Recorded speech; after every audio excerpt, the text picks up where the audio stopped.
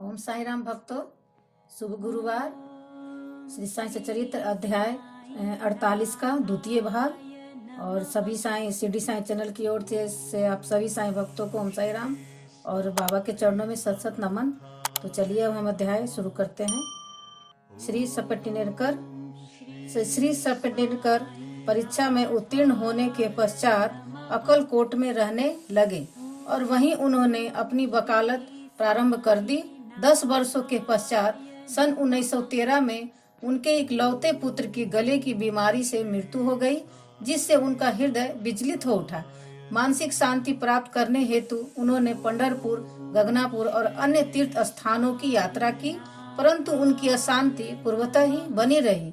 उन्होंने वेदांत का भी श्रवण किया, परंतु यह भी व्यर्थ ही सिद्ध हुआ।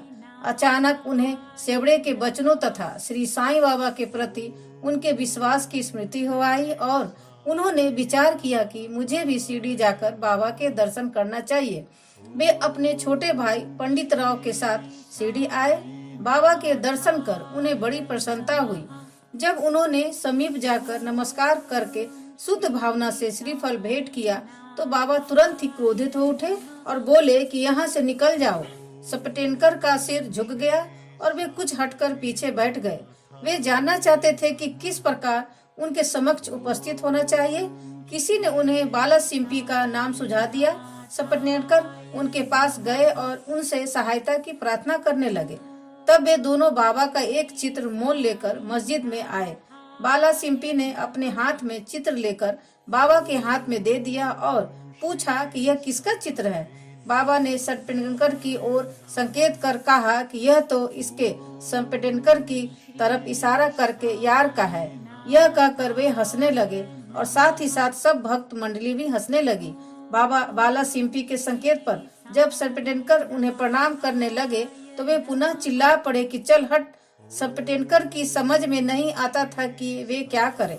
तब वे दोनों हाथ जोड़कर प्रार्थना करते हुए बाबा के सामने बैठ गए, परंतु बाबा ने उन्हें तुरंत ही बाहर निकालने की आज्ञा दी। वे दोनों बहुत ही निराश हुए। उनकी आज्ञा कौन टाल सकता था। आखिर सपटेनकर खिन्न हृदय से शिरडी से वापस चले आए। उन्होंने मन ही मन बाबा से प्रार्थना की कि हे साईं, मैं आपकी दया की भिक्षा मांगता हूँ। कम से कम इतना ही आश्वासन दे दीजिए कि मुझे भविष्य में कभी न कभी आपके श्री दर्शनों की अनुमति मिलेगी। श्रीमती सपटेनकर। 1 वर्ष बीत गया, फिर भी उनके मन में शांति न आई। वे गगनापुर गए, जहाँ उनके मन में अशांति और अधिक बढ़ गई। अतः वे माढ़े गांव विश्राम के लिए पहुँचे और वहां से ही काशी जाने का निश्चय किया। प्रस्थान करने के 2 दिन पूर्व उनकी पत्नी को स्वप्न में हुआ कि वह स्वप्न में एक गागर से लक्कड़ शाह के कुएं पर जल भरने जा रही हैं। वह नीम के नीचे एक फकीर बैठा है, सिर पर एक कपड़ा बांधा हुआ है। फकीर उनके पास आकर कहने लगा कि हे मेरी प्रिय बच्ची, तुम क्यों व्यर्थ कष्ट उठा रही हो। मैं तुम्हारी गागर निर्मल जल से भर देता हूँ। तब फकीर के भाई से वह खाली गागर लेकर ही लौट आई। फकीर भी उनके पीछे पीछे चला आया। इतने में ही घबराहट में उनकी निद्रा भंग हो गई और उसने आंखें खोल दी। यह स्वप्न उनके अपने पति को सुनाया। उन्होंने इसे शुभ शकुन जाना और वे दोनों शिरडी को रवाना हो गए। जब वे मस्जिद पहुंचे तो बाबा वहां उपस्थित न थे। वे लेंडी बाग गए हुए थे। उनके लौटने की प्रतीक्षा में वे वहीं बैठे रहे।